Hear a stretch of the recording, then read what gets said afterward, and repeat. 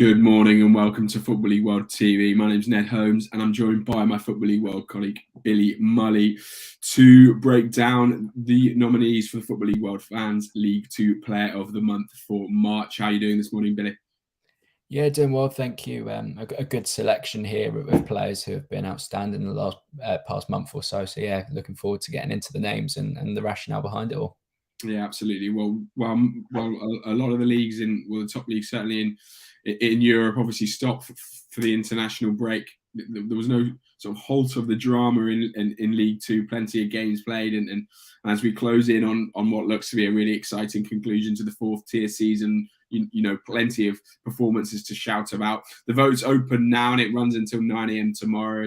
As always, you can click the link in the description below to cast your vote, or head to footballleagueworld.co.uk/fan-awards to cast your vote as well. Before we get stuck in, then just a reminder, please do like the video, subscribe to Football League World TV on YouTube, and let us know your thoughts on the nominees in the comments.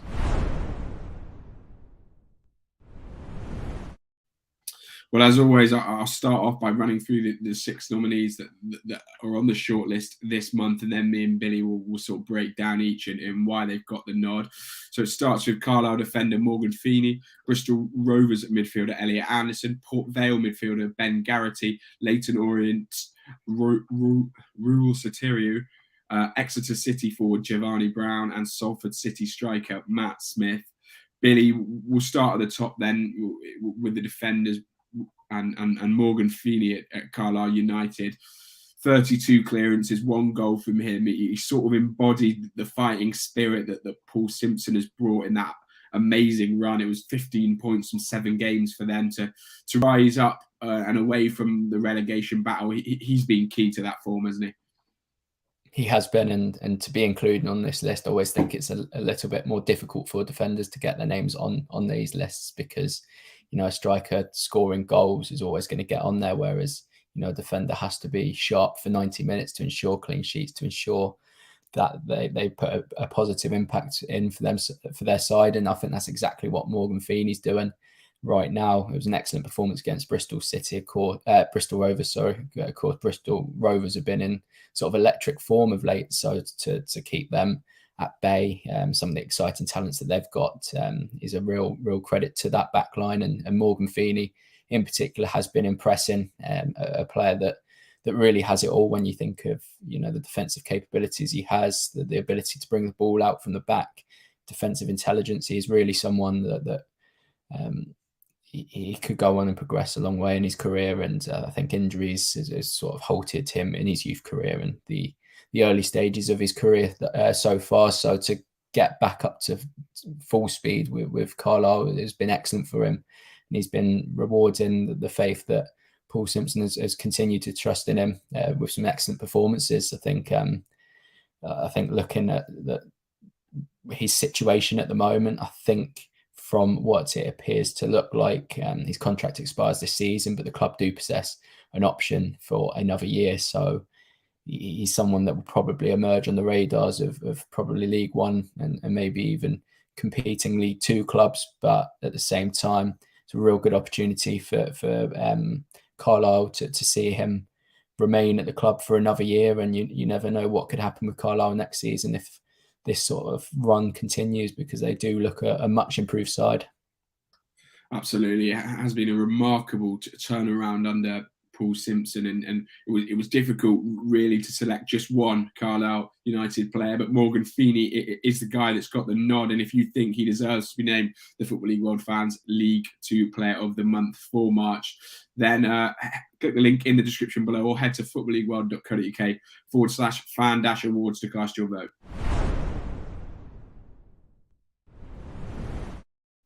We move on to the midfielders then, and the 3 to choose from this month, starting with Elliot Anderson at Bristol Rovers. Billy, 2 goals, 7 key passes for him. I sometimes feel like, you know, we usually lead with 2 statistics, and it's difficult to really embody just how difficult a player he's been for opposing sides and how important he's been for the gas. they obviously 15 points from 7 games, as you sort of mentioned, they've been in great form as they sort of push up for a playoff and perhaps even an automatic promotion spot. But Billy, the Newcastle United loanee we heard sort of when he arrived how highly rated he was sort of at St James's Park, and we're really seeing that, aren't we? 100%. I'm keeping a keen eye on Elliot Anderson, given the Luton links in January, and I expected big things from when he went to Bristol Rovers. I was surprised that he dropped to League Two, because I thought he's someone that could have made an impact, maybe at Championship or League One level. But I think we're seeing a player that is already a level above League Two level, and I think this month has particularly shown that. I think watching videos and also just listening to what Bristol Rovers fans have to say about Elliot Anderson, he really does look like a special talent. And looking at some of the individual performances he has put in, he is just a constant threat. His ability to jink in and out of players and produce something quality in the final third is something that you don't really seem to associate with such young players. I know sometimes they play with no fear, but to be consistently involved in the majority of moves that Bristol Rovers put together, I think is a real credit to the impact he's having already at Bristol Rovers. So yeah, he's a real good player that I'm sure is going to have an excellent career. I just hope that in January, in the summer, there might be some championship interest from a certain championship club. But all I'm saying so far is that he's looking a very, very good prospect and could play a massive part as Bristol Rovers continue to chase down promotion. It's on mute there, Ned. Well, we move to one of their promotion rivals in Port Vale. They've sort of flown up the table in March, rather, sort of finding some momentum and some form right at the right time, and no surprise, Billy, that Ben Garrett has been sort of key to that. 3 goals, 1 assist, but he offers so much more in that midfield. He's just so important to everything they do, isn't he? Yeah, he's brilliant. He is a well-rounded player that again, like what we were saying with Anderson there, he could play a massive part in what remains this season. Port Vale obviously chasing down an automatic spot at the moment. So yeah, Ben Garrity has been a real important asset for them in terms of going forward. He always seems to be in the right position at the right time, and knack of finding that kind of position, which I think sometimes a little bit underrated within players. It's not luck to be there and scoring goals in that respect, but he's also the desire he has, the sort of the engine he has on him as well. It makes him a player that if chasing the ball, he's someone that you don't want behind you, because he will continue to harry until the ball is back at his feet. So yeah, he's really got everything that you want in a midfielder, and somebody that he might be viewed as a midfielder that's scoring goals at the moment, but he's so much more than that. And as Port Vale continue to chase down this automatic promotion spot, I'm sure that Garrity will continue to make such an impact, because he really is a top player that is starting to look beyond League Two level. Absolutely. Well, Garrity's certainly a player that's established himself in League Two, but one that's really just emerging as Leyton Orient's Rule Satiru. I mean, it's been a remarkable month for the 20-year-old. 7 games, 6 goals, 1 assist. Orient have got a really exciting young prospect on their hands here, haven't they? Yeah, exactly that. He played a bit of a role on the fringes at the start of the season, playing a little bit, but not quite fully cementing himself into the starting 11. But, since Kenny Jackett's departed and Richie Wellens has come in, he started to play a much more integral role, and that's been rewarded with, some excellent performances. I say some, but a lot of goals in 7 games, 6 of them. It's been a real good rise to a consistent level. And I think looking at what he's done already and considering his age, that there's such a high ceiling with him. And I think looking as well, it does appear that his contract will expire in the summer. So definitely one that Leagues 1 and 2 clubs that are looking to push on will definitely be viewing him as someone that can take them to a new level. But at the same time, the projects at Leyton Orient is quite appealing at the moment. And next season, there's going to be, not pressure, but there's going to be excitement around the club, and there's going to be a belief that they can go and secure promotion. So yeah, it'll be interesting to see if Satorio is part of that. But as a player, he's someone that's showing all the right desirables at the moment to go on and just really, really cement himself as one of the better players in League Two. And he's got a goal scoring touch from midfield. He's versatile as well. He can operate on both wings. He's just technically very good as well. So there's a lot of things to like about Satorio, and that there is scope for him to become a top player.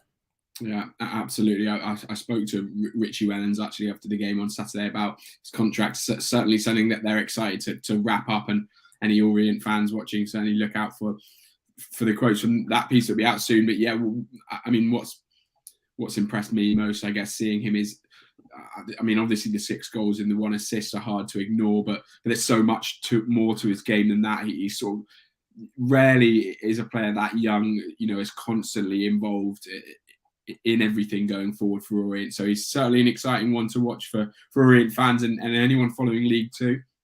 So that's the 3 midfielders on the list this month: Elliot Anderson at Bristol Rovers, Ben Garrity at Port Vale, and Raul Satiru at Leyton Orient. You've got until 9 a.m. tomorrow to cast your vote. You can click the link in the description below to do so, or head to footballleagueworld.co.uk/fan-awards. We come on to the forwards then, and our first is Giovanni Brown at Exeter City. The Grecians closed the gap on league leaders Forest Green to just 4 points with 14 points in 7 games last month. And Giovanni Brown's a player that's, Billy, we've talked about a few times, I think, on here, and he's been on this list a few times, and certainly over the last month we've seen why that those qualities as both a goal scorer and a creator on show. Yeah, as you say, a common feature on these shows now, and I think that just shows not just how good he can be on a consistent basis. And as you say, 2 goals and 3 assists in 5 appearances this month, 6 goals and 5 assists since the turn of the year. He has been really, really important in Exeter's turn of form. I think looking at the season as a whole as well, it's 7 goals and 11 assists. So he's proven to be just important in creating chances as he is a scoring, which, I think sometimes can be quite underrated within a forward, especially one that typically scores goals. And, taking on this different role, it certainly has been a very good season for him. And, we've just spoken there about Forest Green, about chasing down Forest Green. But they're also going to still be aware of the teams behind them, because it's such a competitive division, such a competitive top end of the division, should I say. And, his overall influence, I think, is going to play a massive part in what remains of the campaign. And I think I've mentioned this a few times, but within this show already, but he has proven to be a level above at times this season. And the fact that they picked him up on a free transfer from Colchester United, I think, just goes to add to, the excellent recruitment that Exeter have done in recent years. And he is a player that, should they go on and get promoted, could play a big role in the new in the higher division as well. So a top player that continues to prove himself, not just month by month, but throughout a consistent period of time. And looking at what he can do in the remainder of the season, it's going to be a fair bit of pressure on his shoulders, given what he has shown already this season. Yeah, I mean, you talked about Giovanni Brown representing sort of great recruitment from an Exeter point of view. I mean, the next player on our list, Matt Smith at Salford City, he always looked to be a sort of fantastic signing for a League Two club, and obviously joined in January from Millwall, and March has actually really seen him improve his worth for Salford. They went unbeaten, 12 points from 6 games, and he scored 3 goals and an assist, and he's finally making, well, not finally necessarily, but he's really made his presence felt, hasn't he, over the past month? Yeah, I'm gonna say it again, but it's been a level above, a common theme from this talk so far. But he really has been. I think it took a little bit of time. I think he's progressed a little slower than I thought he would. I thought he would make an instant impact and be, a massive hit straight away at Salford. but he has had to, bide his time in terms of reaching those high levels of performance that us Football League fans come to expect. But yeah, 3 goals and an assist, a consistent physical presence.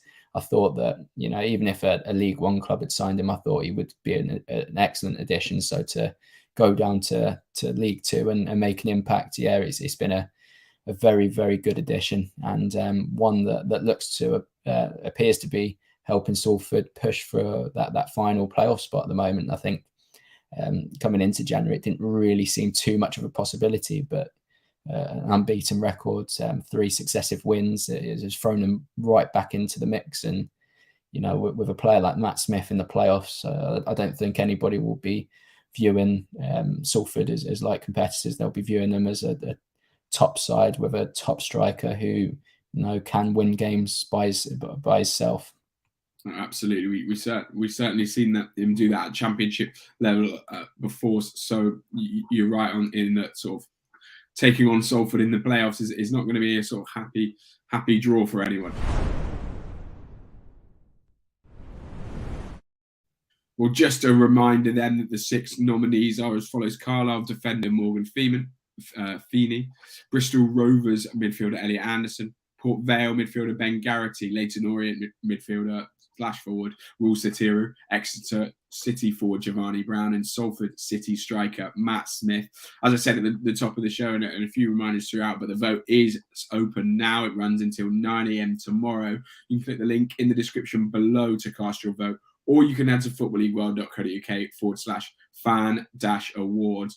Well, that's everything from myself and Billy today. But at 2 p.m, Alfie Burns will be joined by Marcus Alley to debate whether Johnny Jackson is the right man to take Charlton Athletic forward. Well, that just leaves me to say thanks, Billy, and thanks everyone for watching.